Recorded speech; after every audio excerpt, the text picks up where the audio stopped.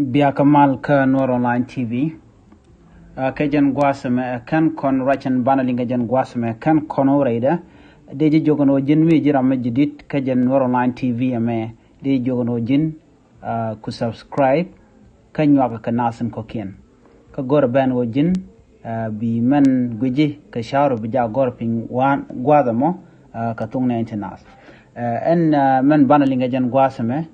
kui boni, tin kontin tere we sa Sudan tin ba Queen Guinea ba jela de ken ke Queen Kwari entain de chata nyene ci bon SPLM kene SPLM IO ala SPLM a bon ndana right ke self ke me yadit kene SPLM IO bon right ke Dr. Rema Chaten ci ken nyur ko be kan ngote kon te cha ya pe ni ko ron kina daru wal badak biken ka nyɔk mu gui ken ka duob danen de Queen Guinea de jelat ke je kana duob danen de Queen Guinea de je pen ko charge de lat ban rajima ban je chuling ka kuäär danen ke transitional ki kuumɛ mandanen biben ni Tut Gatluak ban je chuling kel ko duob danen che rajima che je kwen ke je ki duob danen che nang ka gwaller din ken rewi ki South Sudan ka duob danen ba Queen Guinea bajelat keje biarudun chupalping ka bokon shuling kel ka duob danen charaje me chaje non keje ko no kon no de kon lertin content be de kon kaling ogwa chaje projen wo yen bia subscribe ke bia notification bell bia je twan agwa se me te gron me chala da kuäär ni Tut Gatluak Ramala chairman of the Transitional National Committee Ramadan Bamala presidential advisor ki mandana la kuäär South Sudan silva ke me yadit la ja chuma ka kui security ka ki ka kui gang roja dan chelat guasme chelat nene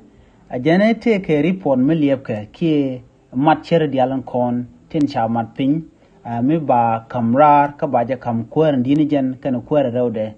ni self ke ma yadit kana Dr. Rema Chaten ka do danan ba Queen Guinea ba jalat ka jen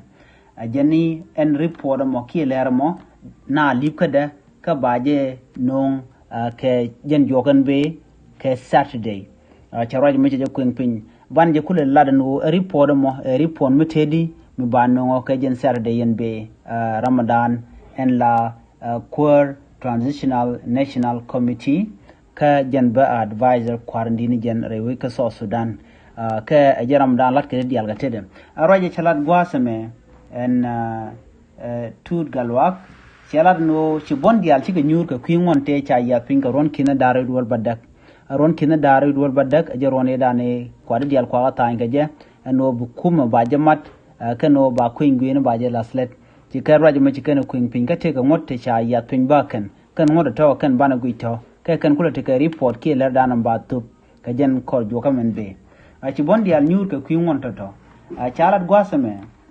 kan ngoda to chalat no ngot to tot ki ngot to one kan radian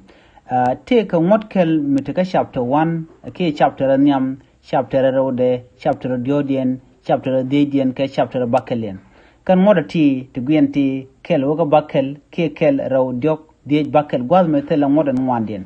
en ngoda ti ngodang de ti la ngodan nyam rawda diok de ka bakel kan right kan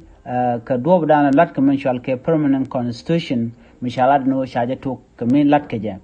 kanen na me cheterek cha gwada chaje yaleka alo telerek an ngoda dana bumbuman kanin lasleden tama an ngodan rawde men ta ka chapter an wandi gwada me yen intellige ka chapter an wandi intelligent ke chapter 4 and chapter an wandi na me chala do jen e dung financial ki dung yoni lo raje ka ku yoni tin content de Queen Kwar de je to je ki do badana de tidiala kon latka tin gor yow de kalat ke je wa bedjet yoni kana barar kana kanite konti yow te ga pingen ja ko ladan wona ne kane dial konti yow pingen ke minister konti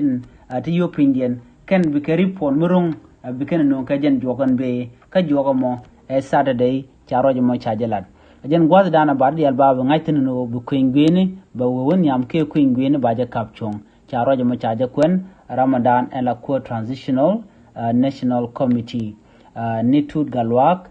charoje mo chaje kwen ajaram dana la advisor quarantine jen bon self ke ma yadit gwasme chala ngo ci kuumɛ ne dial de ci nyur ke bon dial en pe kul dini jen long pe self ke ma yadit ken doctor ma taten ka dob dande kan mat ke je ko de queen gwini de je lat ke je ko ma kan ko kon mat tele queen gwini me de lat ka tele mal me de tere wi ka so Sudan cha kul guje no kan ne dial ko no ci nyur cha god tin kon ngo ken o kan laslet kan ko zen kon de kan o balat mu kan dial kon te cha tan karun kin darwol badeg mu kan ko laslet nyu da je gwano tele queen gwini mi balat ngoda kanane lel mi ba togono ba queen gwin ba lat ke jarun kin daru jandang ro ngwana me duno ba kula tuok ka jen jogat be benane